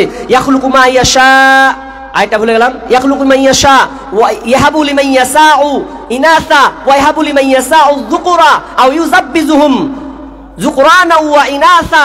আল্লাহ সুবহানাহু ওয়া তাআলা বলছেন আমি যাকে পুত্র সন্তান দান করি, আমি কাউকে পুত্র দিই, আবার কাউকে কন্যা দিই, আবার কাউকে পুত্র সন্তান দান করি, আবার কাউকে পুত্র এবং কন্যা উভয় দান করি, আবার কাউকে আমি বন্ধা করে দিই, বাঁধা করে রাখি। এটা আমার হাতে, একমাত্র আমি ছাড়া পৃথিবীর কেউ এটা দিতে পারে না।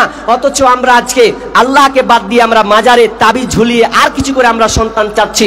অথচ ইব্রাহিম আলাইহিস সালাম একজন নবী হয়ে আল্লাহকে বলছেন রব্বি হাবলি মিনাস সালিহিন, হে আল্লাহ তুমি আমাকে একটা নেক সন্তান দান করো, নেক সন্তান তুমি আমাকে দাও। তাহলে আমরা কি করব? সন্তান কার কাছে চাইতে হবে? আল্লাহর কাছে চাইতে হবে। এরপরে আমি চটচট করে কাটছি, অসুবিধা নাই। এবার সন্তান হলো, এবার সন্তান হওয়ার পরে আপনি তার জন্য কি করবেন? সন্তান যে পৃথিবীতে আসলো, তা আসার পর কি করবেন? অথচ বিশ্বনবী বলছেন কুল্লু গুলামিন রাহিনুন বিআকিকাতিহি। বিশ্বনবী বলছেন যখন একটা সন্তান পৃথিবীতে আসে, এটা সন্তান তার কি আকিকার সাথে সম্পৃক্ত থাকে, আকিকার সাথে সম্পৃক্ত থাকে। এই সন্তান যখন পৃথিবীতে আসবে তখন তাকে কি করতে হবে? সপ্তম দিনে একটি পশু জবাই করে দিতে হবে, পশু জবাই করে দিতে হবে। পশু কিন্তু আমরা জবাই করি কখন জানেন? আমরা আজকে সুন্নাহটাকে মানছি না। 7 দিনের দিন করি, সপ্তম দিনে করি না। ফতুয়ালায় মৌলভী সাহেব 10 দিন পর করা যাবে না, 1 মাস পর করা যাবে না, কেন আপনি এটা করবেন কেন? অথচ সুন্নাহ হচ্ছে 7 দিনে সপ্তম দিনে করা। সপ্তম দিনে আপনার সন্তানের জন্য আপনি 2টি পশু আপনি কি করবেন? কুরবান দিবেন।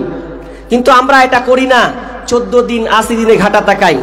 আর আমি চটচট করে বলছি, ব্যাখ্যা করছি না। তারপরে কি বলছেন বিশ্বনবী? বলছেন এরপরে তুমি ওই সন্তানের মাথাকে নাড়িয়ে দাও, মাথাটাকে নাড়িয়ে দাও। ওয়াইহুলাকু রাসুহু, তুমি তার মাথাটাকে নাড়া করে দাও। ওয়ায়ুসাম্মা, এবং তার জন্য তুমি একটা কি করো? সুন্দর নাম রাখো। আমরা নামের দিক দিয়ে খুব পিছিয়ে আছি। ভালো নাম আমাদের পছন্দ হয় না, বলি আবু বকর রাখেন তো রাখি না, ওমর রাখেন রাখি না। একজন বলছে যে মুফতি সাহেব আমার ছেলের জন্য একটা নাম রাখেন তো। কি নাম রাখবেন? আব্দুল্লাহ রেখে দেন, বুড়া বুড়া লাগে। আব্দুল্লাহ নাম বলে বুড়া বুড়া লাগে। তাহলে আপনি এক কাজ করেন, খাব্বাব রাখেন। খাব্বাব রাখবো তো আমার চাচাতো ভাইয়ের নাম কি করে রাখবো? তখন মুফতি সাহেব বলছেন আপনি তাহলে রেখে দেন, কি রাখবেন? তাই বলছে কারো নাম লিব না, আমি নিজে খুঁজবো। তখন আপনার কম্পিউটারটা খুঁজে নাম সার্চ করছে, নাম সার্চ করতে করতে করতে করতে একদম এমন নাম পেয়েছে জীবনে কেউ শুনেনি। নাম চেয়ে দিয়েছে ব্রেনসার। কি নাম বললাম? কোনো নাম পছন্দ হলো না, নাম ব্রেনসার রেখে দিয়েছে। তো পাশের লোক জিজ্ঞাসা করছে যে ব্রেনসারের তর্জমা জানিস তো?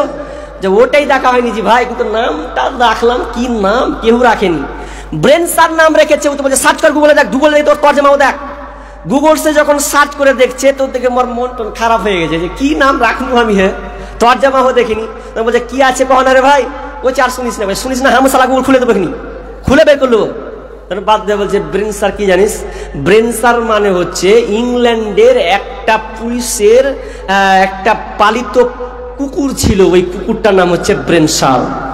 তো ভেজালে পড়ে গেছে, ব্রেনসার নাম রাখতে গেল কুকুরের নাম দিয়ে ব্রেনসার নাম, ভারী মুশকিলে পড়ে গেছে, কি করা যায়? তো নাম রাখবেন, আপনি চয়ন করবেন। একজনের নাম রেখেছে কি জানেন? বুলেট। ছাক্কাস নাম পেয়েছে। পুলিশ যখন ধরেছে তোকে বলছে, ম্যাগাজিনের খবর বলছি, ও যখন বলেছে বুলেট, তুই তো মাথা খারাপ, সালা বুলেট নাম রেখেছে তো আকামকুম করবেই। তোর তো বাপকে ডাক। ওর বাপকে যখন ডেকে বলছে আপনার বেটা আকামকুম করেছে, কি করে মানুষ করছেন, আপনার ছেলের নাম কি? বলছে বুলেট। বলছে এই এক কাজ করবে, এই ছেলেটাকে ছাড়, ওর বাপকে ভর জেলে।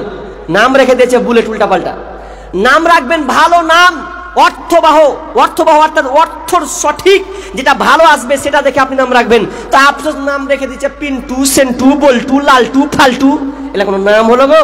এখন অনেকের আছেন রাগ করছেন, হয়তো রাগ করিয়েন না ভাই, নামগুলো ভালো রাখেন।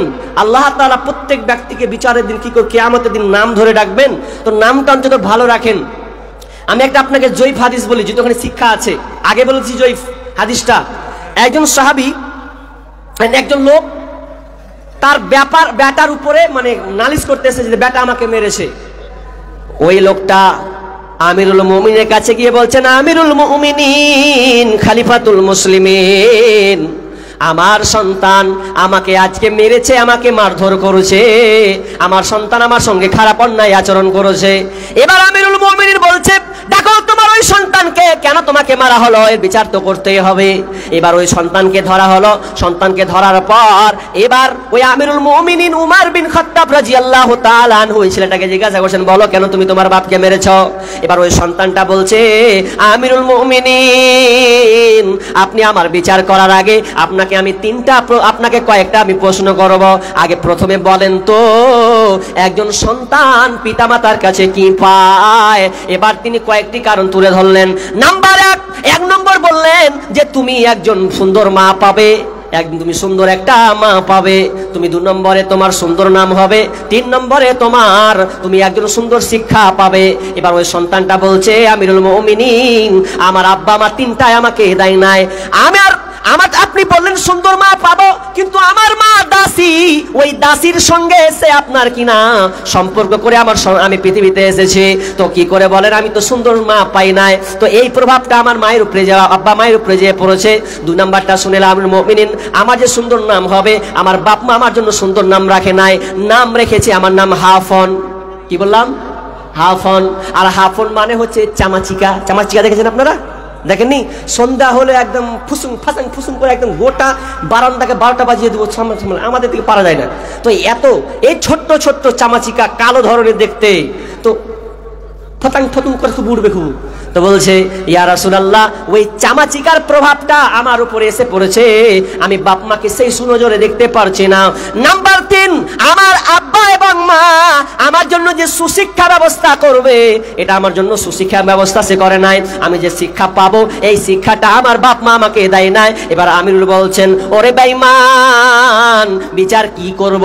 ইচ্ছা করছে তোকে আমি ঘুরিয়ে আবার লাঠি মারি, যেমন যে তোকে যে মেরেছে এটাই ঠিক করেছে, কারণ তুই সন্তানের হক তুই আদায় করিস নাই। তো কি করে তুই সন্তানের কাছ থেকে ভালো কিছু পাস? এটা কখনোই সম্ভব নয়। অতএব সুন্দর নাম রাখবেন, সুন্দর নাম রাখবেন। এবার সন্তানটা যখন বড় হয়ে যাবে, বিষ্ণু বলছেন, মুরু আওলাদাকুম বিসসালাহ, যখন সন্তানটা আপনার কিনা বয়স হয়ে আপনার আস্তে আস্তে বড় হবে, 6 বছর 7 বছর হবে, তখন ওই সন্তানকে তুমি কি করো?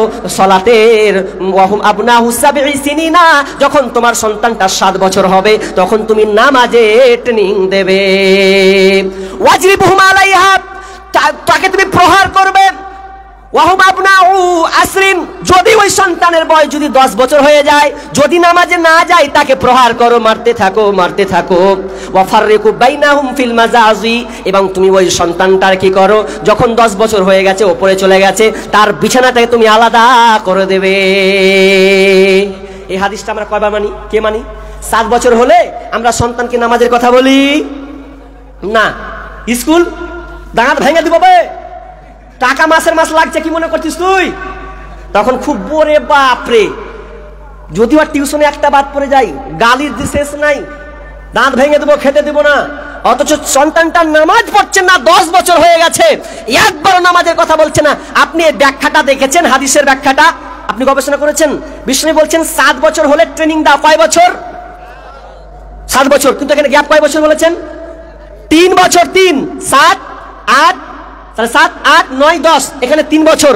3 বছর এখানে গেল। যদি একটা সন্তানকে 3 বছর দিয়ে ট্রেনিং দেওয়া যায়, তো ওই সন্তানকে 10 বছর আর বলতে হবে না। বিষ্ণু বলছেন, যদি এরপরেও না শুনে, তাকে একটু প্রহার করো, তাকে মারো। ওয়াজরিবহুম আলাইহা, তাহলে তাকে তুমি প্রহার করো, মারো। দেখো ওই সন্তান ঠিক লাইন ধরে নেবে। আমাদের আফসোস হয়, খুবই আফসোস, সন্তানকে যদি বলি নামাজটা উঠান না গো, ফরজের সময় হয়ে গেছে, তো বলছে ছেলে ঘুমাচ্ছে, যে কি উঠাবো, আরামের ঘুম ঘুমবে আমার ছেলে গো, সকালে টিউশনি যাবে। তো এই ব্যাপারে একটা খবর, মানে একটা সুন্দর গল্প পড়ছিলাম। গল্পটা ফের কাটতে দেওয়া হয়েছিল গল্পটা কি। তো বলছে তোমার সন্তানকে তুমি এত ভালোবাসো, এত যত্ন করো, এত লালন পালন করো, তোমার সন্তানটা ঘুমিয়ে আছে, সুন্দর করে বিছানা দিয়ে দিয়েছো, মশারি টাঙিয়ে দিয়েছো, ল্যাপ কাঁথা দিয়ে দিয়েছো, এমন সময় তোমার বাড়িতে বিকট আগুন ধরেছে, চারদিকে আগুন হানা দিয়েছে। এবার বলো তুমি কি বলবে? তোমার কি ওই সন্তানকে বলবে যে ও বেটা তুই শান্তিতে ঘুমা? বলবে বেটা উঠ, বেটা উঠ, উঠ, আগুন লেগেছে বেটা উঠ। তখন ঠিক একবারে চিল্লা ফিল্লা, তখন বেটা খুব মশারি ছেড়ে সুন্দর বিছানা ছেড়ে ধাপ করে উঠবে। এই ব্যাপারে তোমার হুঁশ আছে। অথচ 5 ওয়াক্ত আজান হয়, 5 ওয়াক্ত সালাতের জন্য মুয়াজ্জিন আজান দেয়, আসসালাতু খায়রুম মিনান নাওম। যখন হয়ে যাচ্ছে যে তোমার বিছানার চাইতে নামাজ হচ্ছে সবচাইতে উত্তম, তখন আপনি বলছেন আমার বেটা ঘুমাক, সে সুন্দর থাক, ভালো থাক। কিন্তু দুনিয়ার আগুন যদি জ্বলে, ওই সন্তানকে আপনি বলবেন না সন্তান বেটা ঘুমিয়ে যাও। আফসোস লাগে আমরা সন্তানকে সুশিক্ষা দিতে পারি নাই, 7 বছর হয়ে গেছে, তাকে সুশিক্ষা দিতে পারি না, শিক্ষা দিতে পারি না, আফসোস লাগে। আজকেকার আধুনিক শিক্ষার কথা দুই একটা বললে না হয়, বলতে হয় আপনি আপনার সন্তানকে শিখাচ্ছেন ওয়াজা করে আসছে তেরে আয় আমটি আমি খাবো পেরে, হাসইতে ইঁদুর ছাড়া ভয়ে মরে, দীর্ঘইতে ঈগল পাখি পাছা ধরে, এরকম শিখাচ্ছেন আপনি। অজাগর আসতে প্রথম ভয় খেলিয়ে দিচ্ছেন, কার? অজাগরের ভয়। আমটি খাবে কার? বাপের আর খালুর। আম পারবে ওই জিনিসটা আপনি শিখাচ্ছেন। অথচ আপনি আপনার সন্তানকে বলেন না চলো উজু করে নামাজ পড়ি, এই শিক্ষা আপনি আপনার সন্তানকে দিতে পারেননি। আপনি আধুনিক শিক্ষা দিচ্ছেন আর ভালো আশা করছেন যে আমার সন্তান ভালো আশা করবে। একটা লোকের কথা বলবো, শেষে যদি উঠেন তো বলবো না, যদি থাকেন তো বলবো, সেটা খুব ইম্পর্টেন্ট, সেটা এখন বলছি না। তা আপনার সন্তানকে আপনি দিনই শিক্ষা দিচ্ছেন না, আপনি তাকে শিক্ষা দিচ্ছেন কি? অঙ্ক, সুদের। আপনার ছেলে স্কুলে গিয়ে কিসের অঙ্ক করে? সুদ, চক্রবৃদ্ধি হার, এই সুদ চক্র তাকে শেখানো হয়। আপনার ছেলেকে শেখানো হয় না যে বেটা আজকে জোহরে 4, আসরে 4 রিকাত, বলো যোগ করলে কয় ওয়াক্ত হচ্ছে। এই শিক্ষা আপনি আপনার সন্তানকে আপনি দেননি। আপনার সন্তানকে আপনি কবিতা শিখিয়েছেন, হাট্টি মাটি ডিম তারা মাঠে পারে, ডিম তাদের খাড়া দুটো সিং ভেজে আছে। কোন পাখির পে খাড়া দুটো সিং আছে? আপনি তো ভুল শিক্ষা দিয়েছেন আপনার সন্তানকে, শেখান নাই। আপনি তো ভালো শিখান না। আর ছোটতে শিখেছিলাম আপুরাম বাপুরে, কোথা যাস বাপুরে, আই বাবা দেখে যা, দুটো সাপ রেখে যা, যে সাপের চোখ নাই মুখ নাই, মারি যদি ফোঁস কিনা কিরকম করে না, এই যে দুয়াটা খুব শিখিয়ে দিয়েছে। বিষ নাই ফোঁস মারে তো বিষ লাগবে না বলে, হ্যাঁ, এগুলো আপনি আপনার সন্তানকে শিখিয়ে দিয়েছেন। কিন্তু আপনি ওই সূরা ফাতিহার যে কাজী নজরুল ইসলাম শিখাচ্ছে, অনন্ত অসীম প্রেময় তুমি, বিচার দিনের স্বামী, যত গুণগান হে চিরমহান তোমারই অন্তর্যামী, এই কবিতাটা আপনি শেখান নাই। এই না শিখার কারণে আপনি আপনার সন্তানকে আপনি ঘুমাচ্ছেন, ঘুমানোর যেমন বলছেন হেই হালার পহালা ঘুমাবি না তো বিপদ ফাটিয়ে দেবো। আপনি শিখিয়েছেন দোয়াটা যে বেটা আল্লাহুম্মা বিসমিকা আমুতু ওয়া আহইয়া বলে দোয়াটা বলতে হবে, তো না করে কইছে হালার পর ঘুমা, উঠাবো কইছে হালার পর উঠবি না, উঠ স্কুলে যাবি না। দোয়াটাও শিখাচ্ছে না, যে উঠার দোয়া শিখাতে হবে এটা না, পার পাড়িয়ে দিলে দু একটা গালি দিয়ে তো সন্তানটা বড় হয়তো আপনাকে হালার পর বলবে, কিছু করার নাই। আপনি সন্তানকে আপনি কি শিক্ষা দিচ্ছেন? আপনি দুনিয়াবি শিক্ষা দিচ্ছেন। এই জন্য আফসোস করেছিল আব্দুল আউয়াল নামের একজন প্রফেসর, আফসোস করেছিল প্রফেসর আব্দুল আউয়াল, তার 3 সন্তান।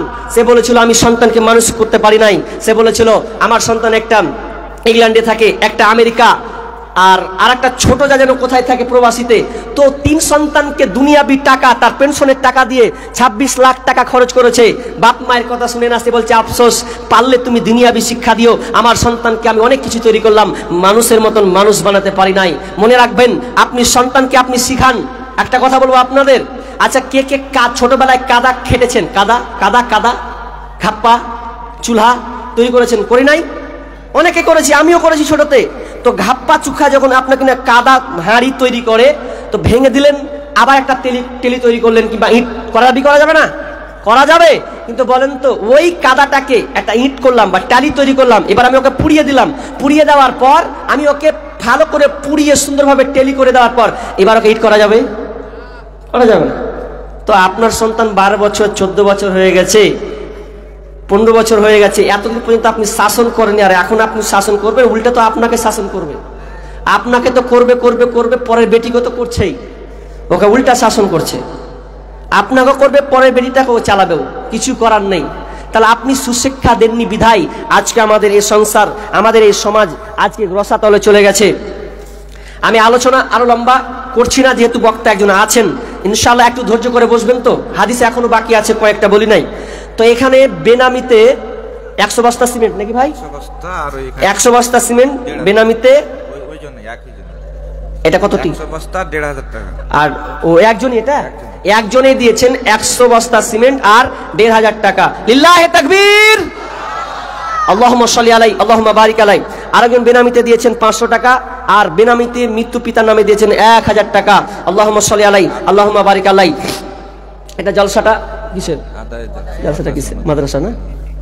মাদ্রাসার ভাই উঠবেন না চাচা, দানের কথা লেগে উঠে গেলেন চাচা, বসবেন, উঠিয়েন না, বসেন বসেন, দিয়েন না আপনি টাকা দিয়েন না। একটা জিনিস কথা হচ্ছে, দেখেন দানের কথা বলতে গেলে মানুষের একটা নেচার খারাপ, যে দান বলবে পালাবো। তা আপনার তো আগে থেকে জানেন যে এটা মাদ্রাসার উন্নতিকল্পে জালসা আদায় হবে। তা আমি এতক্ষণ তো আপনাকে কোরআন হাদিসই শুনলাম, শুনাই নাই? তা আপনি আর 10 মিনিট 15 মিনিট থাকতে পারবেন না? সাহাবীদের বৈশিষ্ট্য কি ছিল জানেন? যখন আদায় করা হতো, কে কোথাও পালিয়েছে এরকম দেখেছেন আপনি নজির? বরঞ্চ সাহাবীরা দোয়া করতেন, ইয়া আল্লাহ আমার সামর্থ্য নাই, ওই ভাইয়ের সামর্থ্য আছে, আল্লাহ তুমি তাকে দেওয়ার তৌফিক দান করো, এইরকম দোয়া করেছেন। তা আপনিও এরকমই দোয়া করেন। আপনি যদি দিতে না পারেন, আপনি দোয়া করেন, তবে উঠে যাবেন না। আর আপনার কাছ থেকে তো আমি জোর করে লিব না রে ভাই। লিবে কারা জানেন? আমাকে আফসোস লাগে, পৃথিবীতে যত ধর্মগ্রন্থ আছে, ভালো করে শুনবেন, কোন ধর্মে আপনি দেখেছেন যে এভাবে কালেকশন করা হয়? কোরআনের দাম চান। আমি দানের দিকেই আছি, আপনি চুপ করেন, চুপ করেন। কি বলছিলাম? সারা পৃথিবীতে যত ধর্ম আছে আপনি বলতে পারবেন যেভাবে আদায় করা হয়? হিন্দু ধর্মে দেখেছেন যে ওদের অনুষ্ঠান হতে গেলে আয় দে 10 টাকা 5 টাকা 20 টাকা দেয়, ওরকম নাই। ওরা আপনার মতন অত খেপা লয়। ওরা নিজের ধর্মকে প্রতিষ্ঠা করার জন্য তারা গোপনে এত টাকা দান করে, তা আপনি ভাবতে পারবেন না। না হলে ওরা এত উন্নত মানের হয় কি করে? এত খ্রিস্টানেরা ওরা কোনোদিন সেলফি মেরে মানুষকে দেয় না, গোপনে দেওয়ার চেষ্টা করে। ওরা উন্নত মানের সবাই চাই, কিন্তু আমাদের আফসোস, আমরা বলছি দে ভাই দে দে দে, তো পাই না। যখন ডাকাত যখন মানে গলায় ছুরি ধরে নেবে, দেব যখন লে বাপ লে লে লে, যখন জানটা বাঁচা আমার, যখন গলায় ছুরি ধরে লে বাপ লে, আর আমি বলছি দে বাপ দে, তখন আর পাওয়া যায় না। ডাকাত যখন গলায় ছুরি ধরে দিবে, লে বাপ জালি বিলে সবই লেলে, কিন্তু আমার জানটা বাঁচা। আর আমরা যখন দুটা টাকার কথা বলি যে দে ভাই, নিজেকে বা আব্বার জন্য, মায়ের জন্য, পরিবারের জন্য, তখন আর টাকা বের হচ্ছে না। কিন্তু এটা লজ্জাজনক। দান তো ধার এক কর থেকে চলে যাবে, এটা চাইতে হবে কেন? তো আফসোস লাগে। এরপরে যদিও নিয়মটা এরকম হয়েই গেছে, কিন্তু আমাদের নিয়মটা চেঞ্জ করা উচিত, যদিও আমি এতে একমত নয়। তো এই দানটা বললাম। এবার কোন আল্লাহর বান্দা আছেন যে 1000 টাকা করে 10 জন দিবেন?